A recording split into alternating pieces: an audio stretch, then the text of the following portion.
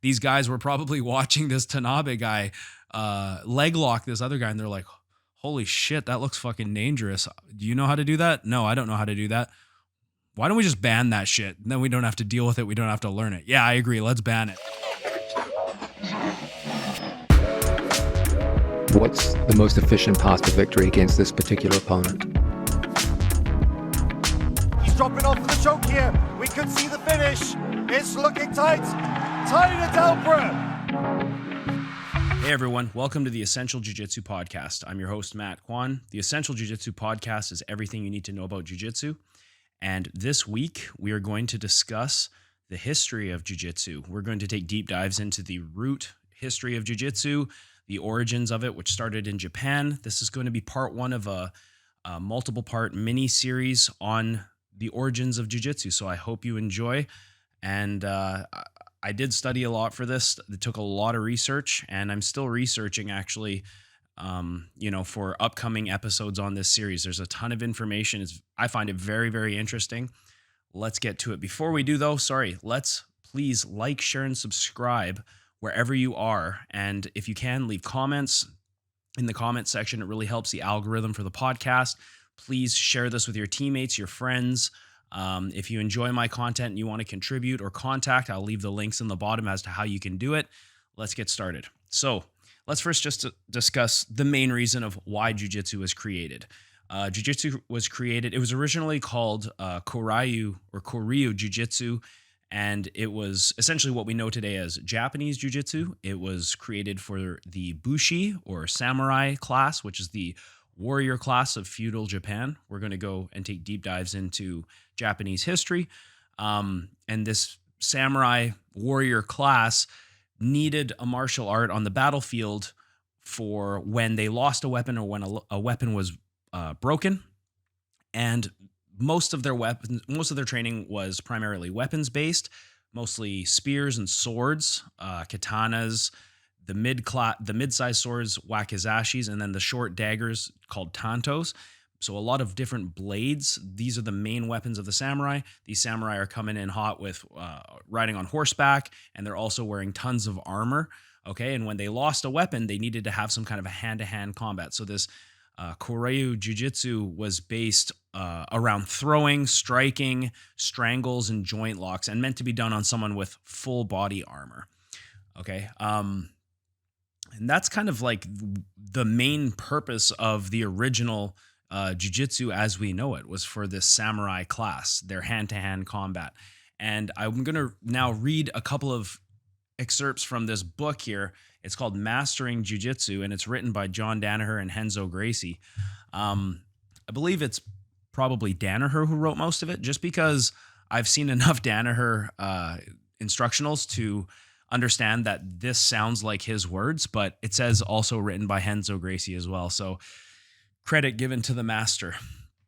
But anyways, let's discuss these three theories that Danaher talks about when we discuss the origins of martial arts. Okay, so when we're talking about where martial arts came from, he talks in the book about these three theories as to where they could possibly come from. The first one is called the centralized origin theory, and this is where one person or one group is responsible for creating all of martial arts, and that this is the source essentially of all fighting styles. So as you can see, there's problems with this theory. To think that all martial arts came from one person or one group and then spread throughout the world is probably unlikely. One name that is brought up about the origin of martial arts in general is a dude named Bodhidharma, who traveled from India to China and taught martial arts to Shaolin monks in the 6th century. But, martial arts have been around as long ago as ancient Greece. Back in 2000 BC, there's a sport that the Greeks created called pankration. You've probably heard of it. It's still practiced today. Pankration in Greek means all of power, and it resembles modern mixed martial arts. It's a mixture of grappling, striking, wrestling, and it actually became an Olympic sport in 648 BC. So martial arts have been around a long time. Another name that you might hear if you're studying the origins of jiu-jitsu is a guy named Qin Jinping, and he was an artist, a poet, a scholar, an architect, And he's from China. He went to Japan in the 17th century to teach martial arts as well. So he's a common name that's brought up as well when we talk about jiu-jitsu. And also understand that some of these dates and some of these events, there's going to be some people and some sources who argue with the information that I give today. Everyone's got a different outlook on history, different dates and facts and things like that. So take what I tell you with a grain of salt. I'm not a historian. I'm going to give you my best interpretation of history as I studied it, okay? The first jiu-jitsu school was founded in 1532, and it was called the Takenouchi Ryu. And Ryu just means school, okay? So I'm going to be using quite a few Japanese words in this because we are going deep into Japanese history. And of course, I want to use the Japanese words because it makes me sound smarter than I actually am. Okay, so that is the centralized origin theory, that it came from one person or one group. The second theory is the shared conditions theory. This is a pretty good theory. This is the idea that certain environments naturally create the necessity for development of a martial art, whether it's civil strife or warfare, conflict, conditions, etc. So in this theory, martial arts kind of just manifest all over the world. And it's likely because human bodies are the same essentially around the world. And it makes sense that, we would kind of learn how to fight each other using the same anatomy that we all have. And because conflict is kind of part of human nature throughout history, there's always been a need for some kind of a fighting system. But then you got to ask, why are certain martial arts so different? Like if you contrast Taekwondo to Judo to boxing to Capoeira, which is like a dynamic gymnastic type martial art, why are all these martial arts different? How did each geographical location come up with their own type of martial art? Why did that happen, right? I would say, martial arts are most likely influenced by conditions at the local level, meaning everyone's going to develop their own type of martial art based on the conditions. So in the Japanese case, the reason why jiu-jitsu was created is because these samurai warriors, who were primarily weapons fighters, needed something when shit hits the fan on the battlefield and they've lost their weapon, right? And so it just necessitized naturally to be able to throw and essentially kill someone with your bare hands on the battlefield, or subdue them so that they could not fight you, or control them enough where you could now take them as a prisoner. Okay. And then the third theory that Danaher talks about is called the great person theory. This is also a good theory. It doesn't necessarily discuss how martial arts were created from the very root, but we'll definitely be touching on this theory as the whole series goes on, because there's so many amazing figures throughout the history of jiu-jitsu who have played their role in pushing the art of jiu-jitsu, or grappling as it is, forward. So the great person theory is that an individual has risen with a great reputation based on their innovation and their achievement to push their martial art forward. And usually these individuals start with an established style, and they go on to build academies.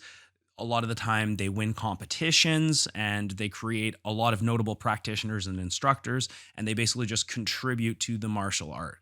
And their innovations often change how people view the teaching of martial arts. And we're going to get to that, many times throughout this series. So those are the three theories that Danaher lays out in this book, Mastering Jiu-Jitsu: centralized origin theory, shared conditions theory, and great person theory. So let's now go into Japanese history. Okay, there's a bunch of different periods in Japanese history that we're going to talk about. The first period is kind of pre-50 AD. This is now a time when Japan was divided into many different provinces, where they all fought for control over the whole nation. So these warlords from different provinces in Japan are essentially fighting each other and trying to get control over the entire nation. They often built these military forces to take over local regions and fight for political control. Okay, and these warlords were named the shogun, right? They controlled the region, and they were military dictatorships, essentially. They fought each other, and they created the military class called the Bushi, or the samurai. And this is where of course, all the sword play and the horseback, the fighting and the Koryu Jujitsu comes into play, right? Is for these warriors. Okay, so if you guys are just listening, my cat has already just spoiled my podcast. Get out of here. Yeah, it has to happen once every episode, right? Okay, so this is like pre 50 AD. And then, of course, we're going to jump ahead to something called a Heian period. And this is a period between 794 and 1191 AD, where this type of military-style grappling is developed, and it's called kumiuchi. So kumiuchi, it becomes the standard training style for this warrior class during this period. Then we're going to skip ahead to this period called the Kamakura period and also the Muromachi period. This would be between 1192 and 1563 AD. So these periods are both characterized by like intense political chaos, okay? Lots of warfare, lots of samurai kind of fighting for their shogun and trying to get control of the nation, representing their province and trying to, really on a regional level trying to just murder each other and take control. This is a time of extreme strife and chaos, and it really necessitized the role of a professional warrior. So that's the samurai, right? Like there was, training for these samurai, and there was always a need for these professional warriors. They were trained at classical military schools known as the Kakuta Bugei or the Bujitsu Ryuha, all right? Again, I don't speak Japanese, so bear with me here. Training was done mostly with weapons, and due to the nature of the battle on the combat on a modern battlefield, grappling and non-weapon fighting was like a small portion of the training. Most of it was weapons-based, mostly sword fighting and horseback riding and whatnot. Now, we could skip forward to 1543 when firearms are introduced. That would be what they call hojujitsu, which is gunnery art, okay? And this is also noticed in a movie that I really like, and maybe a lot of you who are listening don't like it. It's called The Last Samurai with Tom Cruise. I actually really enjoyed that movie, and it even shows how they introduced the Japanese firearms during that time. And in also 1532, the first documented jiu-jitsu school is established, the Takenouchi-ryu, which we talked about, right? This school really specialized in empty-handed techniques, so weaponless fighting, when most of the schools around this time for samurai were based around weapons fighting. And then the Takenouchi-ryu had like a lot of influence in Japan at the time. A lot of people were really trying to learn this because it was really good for commoners, because the average civilian was actually not allowed to have swords. And we're going to talk about that right now. In feudal Japan, a lot of the time these warlords would take over an area and then they would disarm the population and make sure that they took all their swords so that they could not be potential threats and they couldn't rise up. And so because the commoner was not allowed to have a sidearm or a sword, they would resort to this, they would go to this Takenouchi-ryu, this weaponless jujitsu gym, and learn hand-to-hand fighting, literally because they weren't allowed to have swords, okay? Like I said, these armies harvested swords to prevent potential resistance from the common class. It happened a lot of times in Japan, actually, but most notably in 1588, there was a gentleman named Toyotomi Hideyoshi. Toyotomi Hideyoshi. He ordered this so-called katana gari, which is basically a disarming of the civilians, where he took away all the swords. And so this weaponless jujitsu was, quite popular at the time. Now, this Toyotomi guy, he wanted to kind of solidify the difference between peasants and warrior class. So he's saying, hey, commoners, you're not allowed to have weapons. Those are only for the samurai. So he really wanted to set this apart and put the samurai in a different class than the everyday peasants, right? And so ownerships of these bladed weapons was limited only to soldiers. And, naturally, this ban on the weapons, it forced civilians to focus on empty-handed combat, hence Koryu Jujitsu. So now we're going to move to the Edo period. Edo period takes place between 1603 and 1867 AD. So this is a kind of a dark period in Japan's time, although previous is also very dark in its own way through violence and bloodshed and constant strife. This was dark in a different way. This period is characterized by a great isolation that overcame Japan because the shogunate Tokugawa, he imposed harsh controls over the nation by restricting things like travel, public discourse. He created religious depression, and he kicked out all foreigners by 1639. So, this guy came in, he took over, and then he decided that he wanted to just unify Japan by isolating it completely. So it was a dark time in that it was cut off from the rest of the world, which was making huge technological and economic advances. But oddly enough, during this time, Japan actually became a lot more peaceful. So I say it's dark in that Japan was held back from a lot of growth, but in a way it was also good because there was a lot of peace during this time. People actually, the warfare and the civil strife became less common because Japan became somewhat united in a way, but also isolated, right? They didn't allow anyone in from the outside world. They didn't trade with the outside world. They, were kind of anti-West, and they really were just sticking to their roots and not trying to really grow economically. So, there were a lot of criticisms about this time, but it also did end a lot of conflict that was happening previously. So this lack of warfare, it changed the role of the warrior class now. So now the samurai is now no longer a military force, or it's not as necessary as a military force, but now it's more of a bureaucratic force, right? They're working within the government to try and make decisions as opposed to going out on the battlefield and killing each other. And then this is a time when a lot of traditional Koryu Jujitsu were created and separated from traditional Bujitsu, right? Bujitsu being like the actual military training of the samurai. And so during this time period, over 700 documented Koryu Jujitsu schools were created at this time.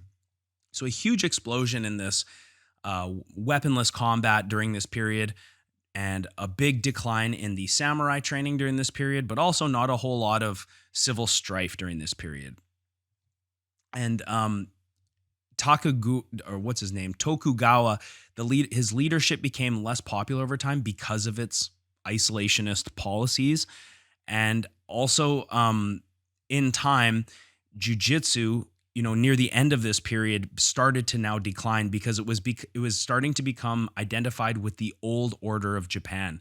It was becoming people were getting sick of being isolated from the rest of the world. They're hearing waves about how the rest of the world is moving on, making huge technological advances, while Japan is still essentially just a bunch of peasants, and they wanted to move on. And so they looked at this jiu-jitsu now by the end of this period as something that was holding Japan back and kind of labeling it as part of, Stone Age technology that was keeping them in the Stone Age. So at the end of this period, Ryu, or jiu-jitsu schools, they were competing for students who wanted to pay to learn because there weren't really a lot of people that wanted to train this at the end of this period, and there was challenge matches to demonstrate the superiority of each school. And sometimes these challenge matches resulted in death. So if you think about it at this time, there's no internet, there's no mass communications or TV or anything like that. And each jiu-jitsu school essentially has their own system. Okay. And it's not like nowadays where you're on YouTube and you can go in and the information that the Mendez bros put out in California, I can now get that information. I can now use their system and put it into my gym. No, it's not like that. It's now very much a regional thing, and each gym is kind of competing to test their style of jiu-jitsu or their interpretation of jiu-jitsu. And if you learned something from another school, that was like gold. You know what I mean? That was like, it was important. It was very hard to find information on this type of stuff at this time. Okay. And these challenge matches that we talked about, they all often result in death. They're often very bloody, and they brought a really negative image to Koryu Jujitsu. And Koryu Jujitsu, again, is just like what we know today as Japanese Jiu-Jitsu, I guess, right? And it was kind of looked at as a practice for thugs and brawlers because it was associated with these these challenge matches, and that actually made it less popular in the public opinion. People didn't want to do this because they didn't want to be perceived as a bunch of thugs, and they thought it was kind of intimidating, right? And so, the, it was kind of associated with the old Japan, and Japan at this time, at the end of this period, kind of wanted to move on from this isolationist policy and become almost westernized in a way. They were getting kind of sick of this guy's policies that were holding Japan back from the rest of the world. So this Tokugawa regime was removed in without bloodshed and replaced with a guy named Emperor Meiji. And Meiji, now his period is between 1868 to essentially present day. Okay. And this is a time where the samurai class was essentially completely removed. Okay. And the katana was made illegal in 1877. So you can't have a katana, can't walk down the street with a sword by 1877. And there's no samurai at this time. And so these, it was such a primitive state that Japan's economic and industrial state was in because of these policies leading up to now. And the rest of the world is moving on and doing all these innovations, and Japan is just kind of peasants, right? And so this new regime, this Emperor Meiji, he really wanted to modernize Japan as quickly as possible. And again, you can see this very era happening in The Last Samurai, which is the movie where Tom Cruise goes and he sells guns to the Japanese, and they start using guns, and then we realize how obsolete, sword fighting is when there's firearms in play.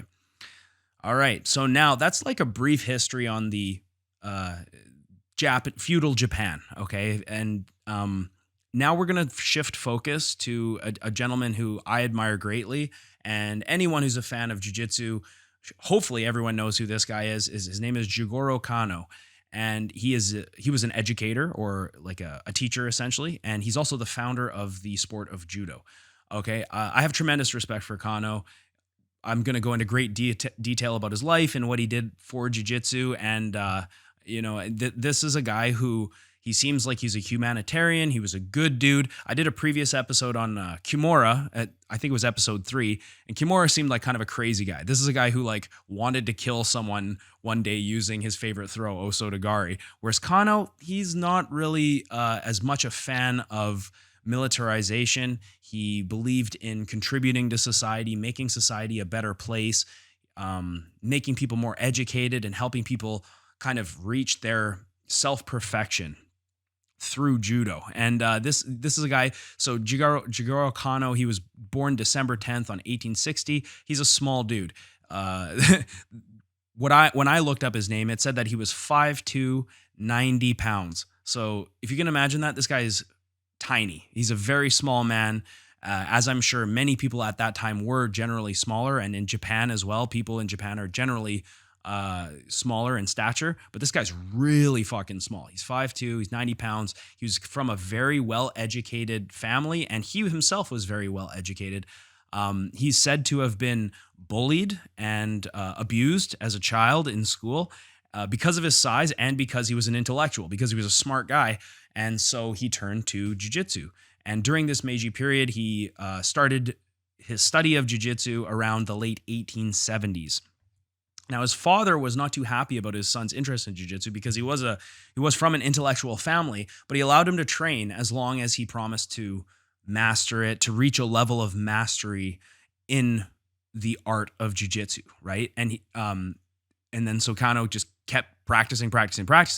He wanted to reform jiu-jitsu for everyday civilians and make it part of the education system in Japan. So he was very much entrenched in the educational bodies of Japan, and really was adamant about jiu-jitsu and judo being a part of the educational system, and being a part of the country's heritage essentially. And he really did believe that the roots of jiu-jitsu were very valuable to the heritage of Japan. So there's not really, like I said, there's not a lot of documents to confirm it, but he wasn't a fan of the militaristic approach to governing a nation. and he like I said, his attitude seemed more of a humanitarian attitude, kind of a peace, not war person.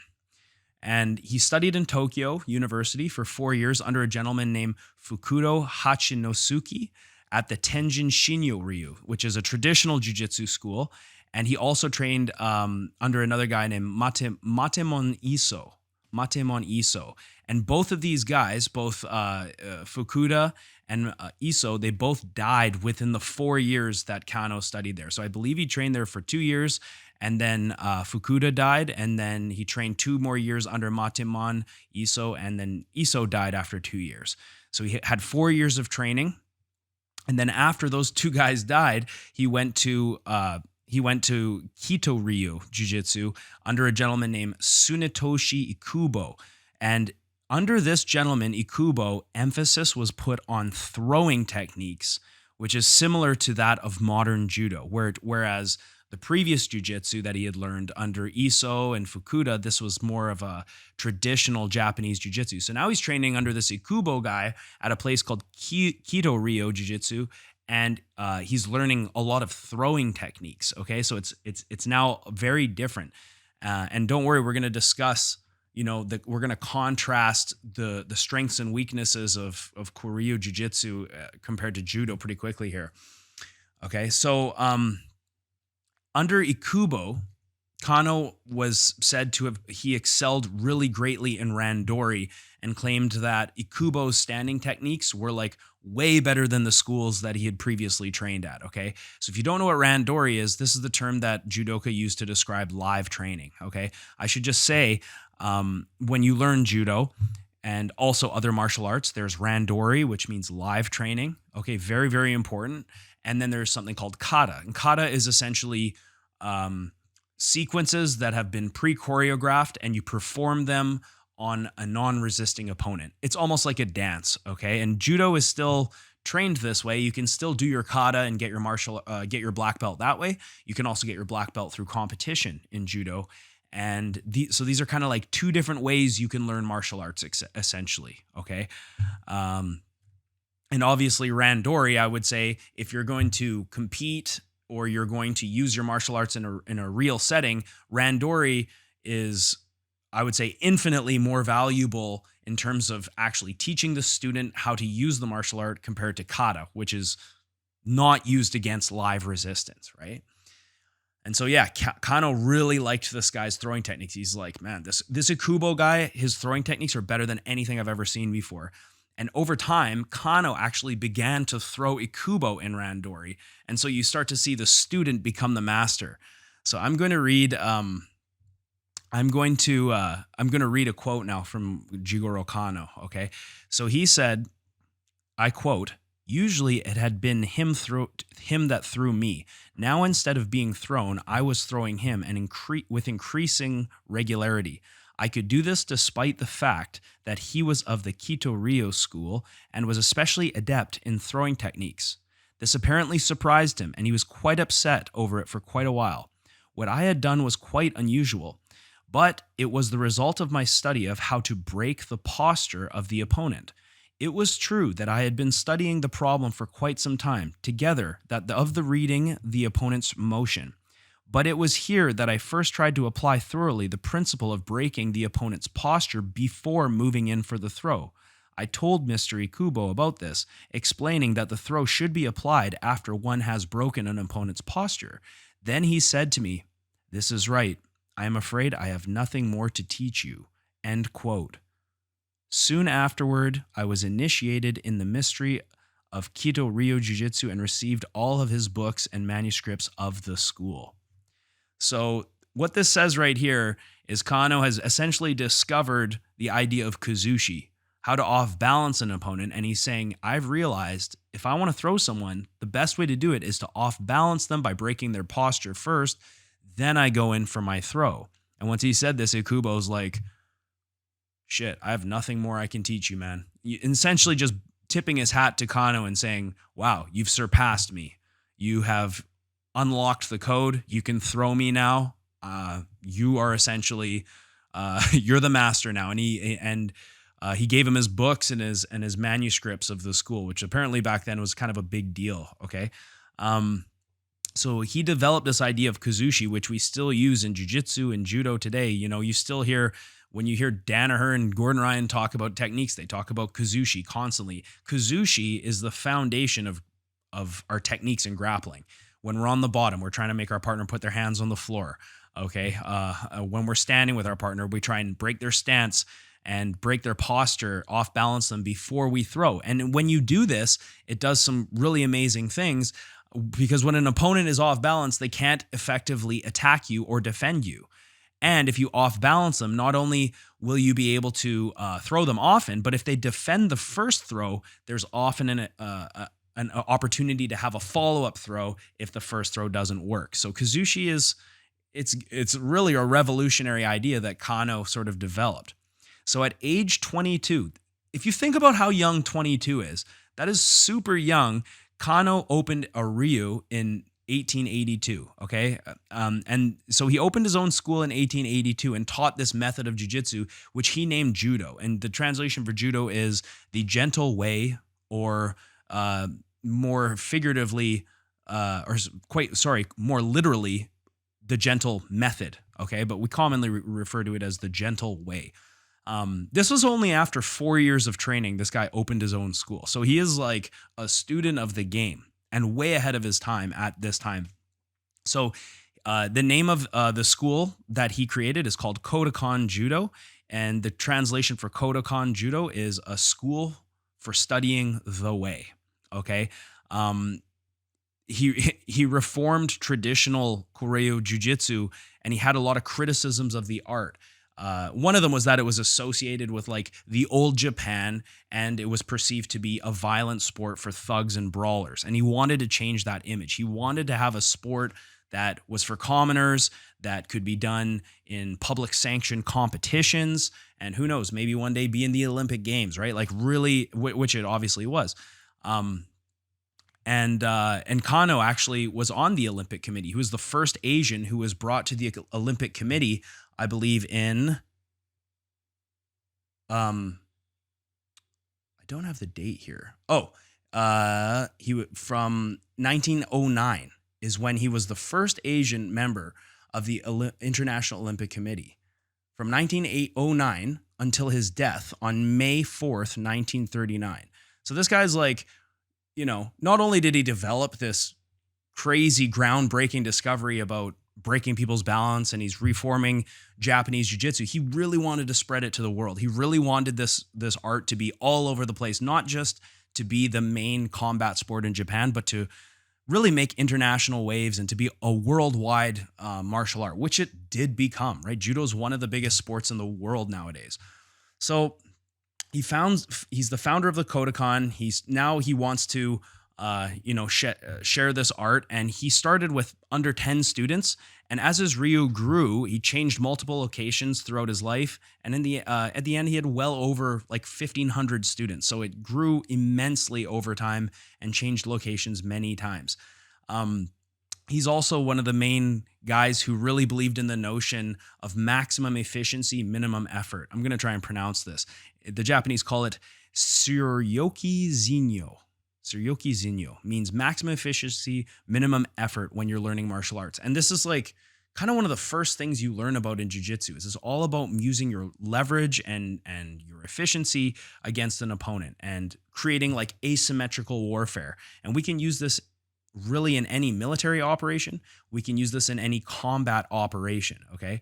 So from a technical standpoint, Kano, he combined the throwing techniques of Kido Ryu and the choking and pinning techniques from Tenjin Shun Ryu, which is, so he's now taking the throwing and the groundwork and kind of combining it together, but predominantly the throwing. That is sort of what his martial art, the basis of his martial art is from the standing position, okay? So we're going to discuss now the main issues that Kano saw with the Koryu Jujitsu, okay? The old style of Jiu-Jitsu, what we know as Japanese Jiu-Jitsu. He said, first of all, as we discussed, it was thought to be a sport for thugs and brawlers, okay? So these challenge matches have given it a bad name. All these challenge matches, people are dying sometimes. They're like losing eyeballs and leaving in bloody messes in these like no holds barred challenge type matches. And so he actually forbid his students from fighting. He forbid his students from fighting for money. So he said, okay, if you train with me, you do these challenge matches, you're not allowed to get paid. You're not allowed to like make a living off of killing someone, basically. And this actually helped the public identify the sport as less violent or less brutal. So the second criticism he had is that this Koryu Jujitsu had no curriculum or rank system. And so what this means is that people of all experience levels are now training together without a systemic approach. There's no structure put in place. There's no systemic approach to falling, which the Japanese called yukimi. So this could lead to serious injury. Let's just imagine, because there's no rank system, you're a day one beginner and you're going against someone who's been training for 5 years, who's got techniques, and they don't put any emphasis on falling. So, we're all the same rank because there is no ranking system. And now I get thrown as hard as, my partner can throw me, and I don't know how to fall. And this could lead to serious injury. So he saw a problem with this. He said, you can't have no systemic approach to yukimi where people are falling, in a routine manner, and have these low rank guys fight these high rank guys. It's just not safe. He was one of the first guys to sort of realize that, if you're not training a martial art safely, then how can you make progress in the martial art if you can't do it day after day after day? The more that your training partners get injured, the more your progress and their progress gets held back. So he saw this as a huge problem, right? Okay, the third thing was that there was a clear lack of strategy in this Koryu Jujitsu. So essentially, Koryu Jujitsu was just like a collection of moves or tricks that was randomly put together, but no sense of organization, no system in place to kind of bring it together so that you could use it to defeat an opponent. It was just kind of like, oh, I know how to, if someone does this, I have a little trick for that, right? And this is not really a great way to develop a system. It's not a system-based approach. It's more just like a collection of moves, which is, in the end, not super effective. And then the fourth thing that he noticed was that these training methods lacked structure. So Koryu Jujitsu, it was taught almost entirely by Kata. And if we remember what Kata is, that's where we are going to be performing moves on a non-resisting opponent in these choreographed sequences, which looks beautiful, but it's not really a great way to excel in live training. And that's where he saw that Randori made a huge difference in the ability of a fighter to actually use a technique against resistance. Whereas a kata, I kind of need my opponent to agree to let the move happen, right? And so that was a huge thing that he did for judo, is he really focused on the live training of Randori and didn't focus as much on kata, which was the primary reason that Koryu Jujitsu, or the primary method that Koryu Jujitsu was taught. And the reason why they taught Japanese Jiu-Jitsu in kata is because this kata is, the techniques were considered too deadly, right? So like, oh, I'm going to gouge someone's eyes out, or I'm going to like groin strike you as hard as you can. Like, this is what the samurai used on the field to subdue and to kill people when they didn't have a weapon. Whereas, you can't be doing that in the gym to your training partners and actually get real training. You can say, oh, I could gouge your eyes out right now and whatever. It's like, yeah, maybe you could, but how do you know that you can do it against someone who's resisting if you never actually get to do it? Whereas Randori, you can go almost 100% or very, very close to 100% and still train the next day. You can leave the gym uninjured even though you went 100%. So he realized this and he said, well, how can someone who knows 1,000 techniques, maybe you know 1,000 ways to kill a man, okay, but you never get to use them because everything you're training is trained in kata. There's no actual live resistance. And so it's all theoretical. In theory, I could kill you. I could gouge your eyes out, whatever, but I can never actually do it against a live resisting opponent. And it's kind of an issue when it comes to testing the realism of something, right? Kano realized that training methodology was more important than knowing more techniques, essentially. So a student can really only use a technique if it's applied well, right? This he believed that an instructor's efforts they're better allocated to finding more effective training methods rather than just simply acquiring more and more techniques or more deadly techniques. So a good analogy for that would be like a rifle is only as effective as the shooter's ability to use it, right? It's only a rifle can be as accurate as a manufacturer can make it, but if the person shooting the rifle sucks at shooting, it's not an accurate rifle, right? And Kano realized this, and so he really wanted to change the pedagogy of these martial arts. How is it taught? How is it learned? And he believed that live training and Randori was a big part of this, and it is, right? And he also wanted to shift the training to safer techniques so that it could be used in live scenarios, right? By using safer techniques, it's kind of it's counterintuitive because you would think, well, why would I want to learn safer techniques to make my martial arts more effective? But when you use safer techniques, you can do them day in, day out. You can get a lot more training versus live resistance using safer techniques, as opposed to the guy in the Japanese jiu-jitsu school who knows a bunch of deadly techniques but never actually gets to use them, right?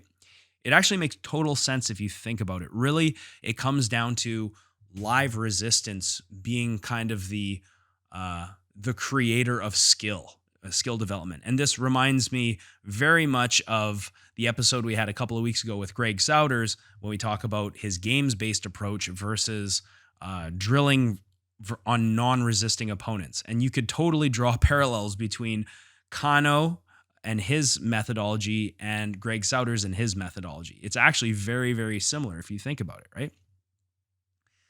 Okay. And so it's important to understand that safe techniques don't necessarily mean weak techniques or ineffective techniques. It just means techniques that we can train more effectively and in more of a realistic environment against resistance. All right, so Kano gathered and trained many new students using this refined fighting system and this training pedagogy that he had developed. And in 1886, there was this big tournament at I guess it was called the Tokyo Police Tournament, and essentially the Tokyo police department and the government, they were trying to find a martial art that their police officers could train as a unified system. Okay, and so this tournament had very limited rules and no strikes, so it kind of resembled like modern day grappling competition rules, I guess. So no striking, obviously no biting, no eye gouging, that type of shit. It was basically like jiu-jitsu, I guess. And so Kano's Ryu competed against a lot of traditional Ryu. And all these Japanese jiu-jitsu schoolers are coming out and they're competing against the Kodokan, essentially. And Kano's team had like great success. They won apparently 13 out of 15 matches, and the 2 matches that they didn't win were draws. Okay. And all of Kano's students won by throws. So I guess the rules of the match were you can either win by a submission or you can win by ippon, which is where you throw your opponent on their back. And if you did that, you win. And so due to this effectiveness of Kano's new judo, traditional jiu-jitsu started to fade away, and judo became like the foremost combat style of Japan. All right. And so he was also like a really big part in establishing these public sanctioned competitions, or in judo, they called them shiai. And that was one of his main goals as he was developing this art. Okay. He played a huge role in making judo and kendo a part of the Japanese public school system. And in the school programs of Japan, he did this in the early 1900s, I think like around 1910. So he had said, he wanted to make the study of martial arts about finding self-perfection rather than just fighting.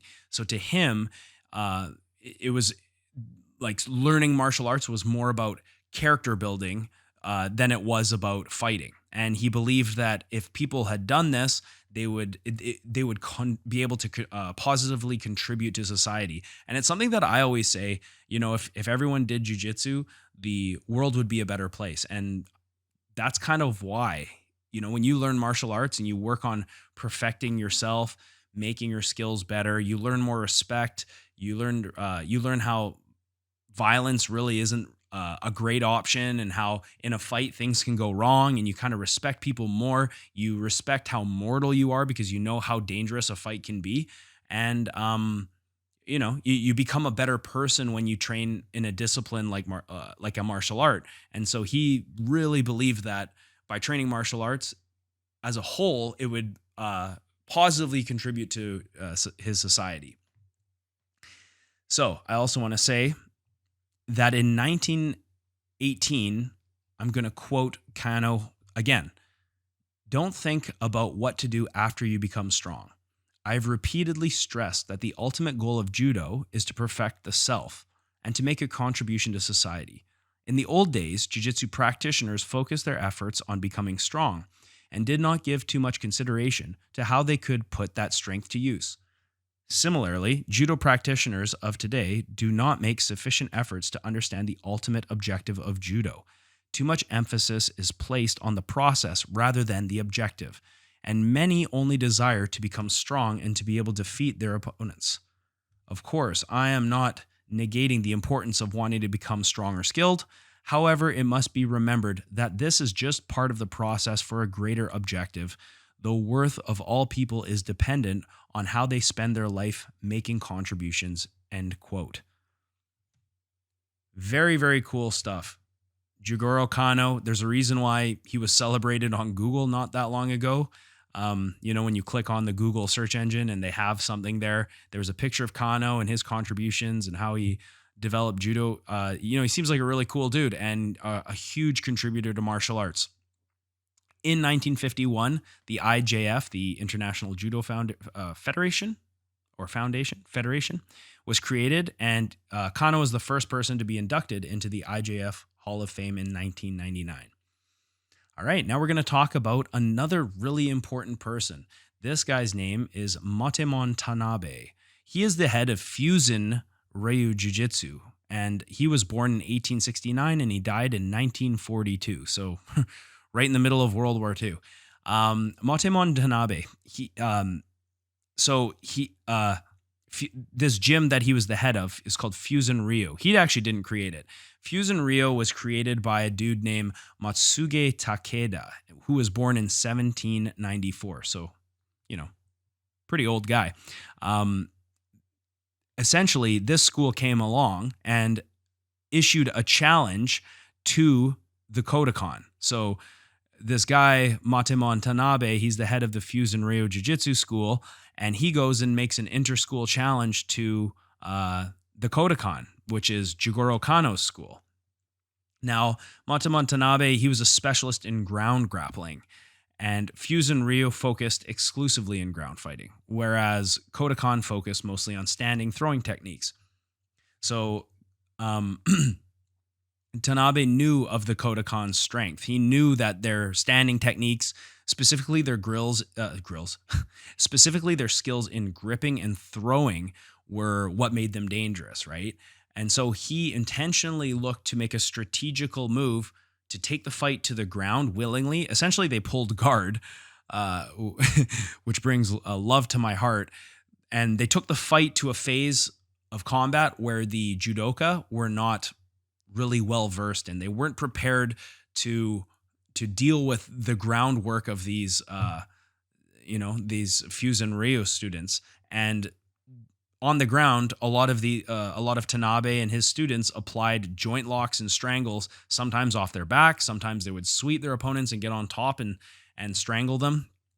And this at this time, this must have been quite a shock because the Kodokan had experienced a lot of success against traditional Japanese jiu-jitsu schools, and no one really knows about this Fusen-ryu, where it came from, or how they were so systematic in their approach and what kind of things they did. Because honestly, the history around Tanabe and this Fusen-ryu school is pretty shadowy at best, but one can only guess that they must have had a Randori based approach to their training because their shit worked. It worked in a live situation. And a lot of the stuff they were doing was off their backs, a lot of guard work, right? So they would do these challenge matches with these Kodokan black belts. They would shake hands and just sit down. And now these judoka guys are looking at the seated guy. They're like, well, fuck, I can't throw you. Like, what am I going to do? Okay, I'll engage you on the ground. And anyone knows, if you go against a good ground fighter and you don't know what you're doing, you get fucked up quickly, right? And so it must have been shocking for these Kodokan students. And, like I said, this challenge that he issued, the Fusen-ryu issued to Kodokan, the dates are kind of unknown, but there's different dates saying late 1800s to early 1900s. So I'm going to guess it was probably around like 1890s to 1900 is probably when these challenges happened. And the Fusen-ryu defeated the Kodokan by submission basically repeatedly. Okay, so one of the matches, Tanabe, he's fighting a police instructor, a third degree Dan in judo at the Kodokan. His name was Takisa Buru Tobari, and this Tanabe guy, he pulled guard on him and just strangled him unconscious, right? Just showing that his newaza, which is what the Japanese call groundwork, was superior to the standing skills of the judoka. The following year, a rematch was actually issued between Tobari and Tanabe was again victorious by strangle from the bottom position. I think he was big on the cross choke. That's sort of what my studies say, is that he was using cross collar chokes. There was actually a third match between the two where Tanabe threw Tobari with a tomoe-nage and actually finished him with an ebijime, which is a one-handed strangle. So these are all gi strangles that he's using against this guy. And Tanabe threw this guy. He threw the judoka with a tomoe-nage. And the reason he probably favored a tomoe-nage, there's accounts of him using tomoe-nage in previous fights against him that failed. But in this third match, he threw him with tomoe-nage. And tomoe-nage is a throw that resembles guard pulling, right? So he's probably just saying, well, fuck it. If the throw doesn't work, at least I'm on my back and in my guard where I want to be, which makes total logical sense in terms of strategy, right? And so anyways, Tanabe would go on to defeat many of the Kodokan students in these challenge matches. And as a result, the Kodokan, just shocked in disbelief that this Fusen-ryu jiu-jitsu fighter is able to beat them after they've had so much success against traditional Japanese jiu-jitsu fighters. Now they're realizing, like, man, we are lacking in ground skills, and we need to have ground skills if we're going to be a complete martial art, and if we're going to keep doing these challenge matches. These guys have exposed us and exposed our weaknesses. And that's funny too, because you see that even nowadays in jiu-jitsu, nowadays, because all the content is available out there for everyone to see, and I could just punch into YouTube, any martial arts system or video. People are dying to put their content out there nowadays so everyone can see. But like, even when I started jiu-jitsu, most people didn't know leg locks at all. There were leg locks were a secret thing, and there were systems that nobody knew. And every now and then you still see something like that, where you'll see like, oh, this guy's using like a guard that nobody really knows what he's doing, right? Like, remember when Keenan started using lapel guards and things like that, and it was like a kryptonite because nobody knew how to deal with it. And then over time, people start to watch what's happening in competition. They study it, they try and mimic it and try and take it apart and figure out what's going on. And you still see that type of stuff nowadays. It's not as common because there is so much content out there. But during these times, secrets were secrets. And it was, if you didn't know what that other school was doing, there is no YouTube that you can go to. There's no BJJ fanatics where you can go and learn from these instructors and see what they do. Your instructor teaches you, and the knowledge is passed down from instructor to instructor. And that's why Kano was so big on passing this information on, because he knew that. And if the instructor doesn't pass on information to their students, essentially it gets lost forever, right? There was no cameras. Well, I believe there were cameras in the early 1900s, but it was rare. There's not like a lot of video that you can just watch, and there's not resources back then. It was all just passing the information on. And so the Kodokan is like, man, we got to learn this stuff. And that's really what Tanabe was brilliant for, was taking these guys that were kicking ass, these Kodokan students, taking them out of their element and strategically forcing them into these scenarios where he wanted the fight to be, right? And playing to his strengths and taking away the standing strengths of these students. And eventually Kano actually asked Tanabe to teach this type of ground fighting at the Kodokan. And Tanabe agreed. And it became very, very popular, right? And there's an explosion of popularity in Newaza, this so-called Newaza, this ground technique.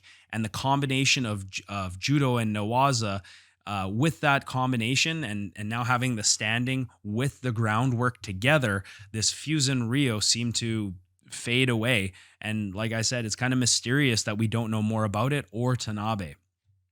And Tanabe lost several fights in competition, actually, as time would go on.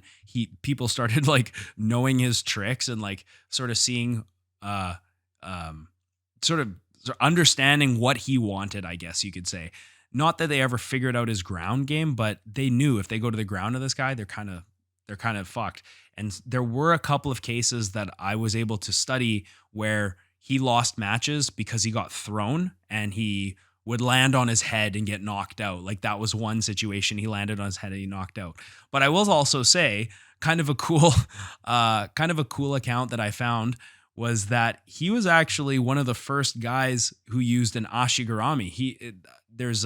On Wikipedia, there's a resource saying in one of his matches, he used an ashigarami attack on an opponent named Haruka and broke his leg. I'm not sure what type of attack. I think it was actually probably an ankle lock, but this guy essentially couldn't keep fighting after this match, and he had to leave. He couldn't walk after the match because his leg was broken. And after this, Kano and a panel of, I don't know what you want to call them, elders, sort of masters of different jiu-jitsu, they were watching and they agreed to ban these leg attacks because they thought, well, it's too dangerous. You know, now the chance of dangerous to injury. And Tanabe, apparently, him and one other guy, they were protesting this and saying, well, all techniques are dangerous, you know, and they were saying, yeah, but this one's real dangerous, so we're going to ban it. And they banned it from these matches. And again, that type of stuff kind of happens today. You know, you look at IBJJF's transition to allowing things like heel hooks. It's only a couple of years since this has happened. And in the gi, we're still not allowed to do heel hooks. You know, why? Why aren't we allowed to do heel hooks?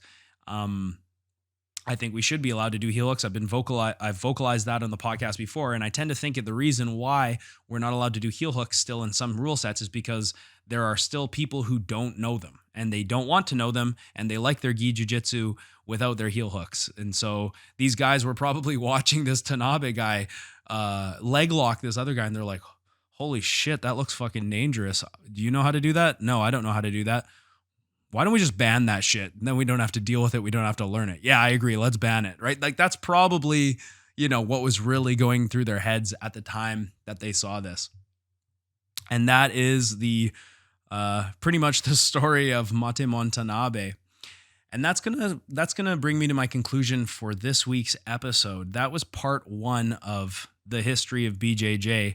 A lot of history in Japanese culture and sort of the differences between this Koryu Jujitsu and Kodokan Judo, and then eventually Fusen-ryu, which defeated Kodokan Judo, and then Kodokan essentially absorbed Fusen-ryu to get even a more complete grappling art. And it's guys like Tanabe and Jigoro Kano contributing to their art, and just learning the history behind it, I think is super important from a grappling point of view, especially like I'm a history nerd. I've always loved history, and it really does fascinate me to learn where these things came from. And that was episode 1. Next week, I want to discuss the figureheads that kind of, more challenge matches, more people. There's a couple of names that I really wanted to talk about. Didn't get to it today, and the entrance of the Gracie family and how this type of judo went to Japan, went to Brazil, and eventually made its way to the States. So we'll see. We'll see what next week's episode looks like. I hope you guys really enjoyed the show, though. It was a lot of fun for me to research this episode. And again, I just want to remind you, please, if you want to like, share, and subscribe wherever you're listening to this, and leave comments. You can also contact me in the links below. If you want to support me, please check out the links below. The best way to support me, honestly, is to subscribe to my online academy.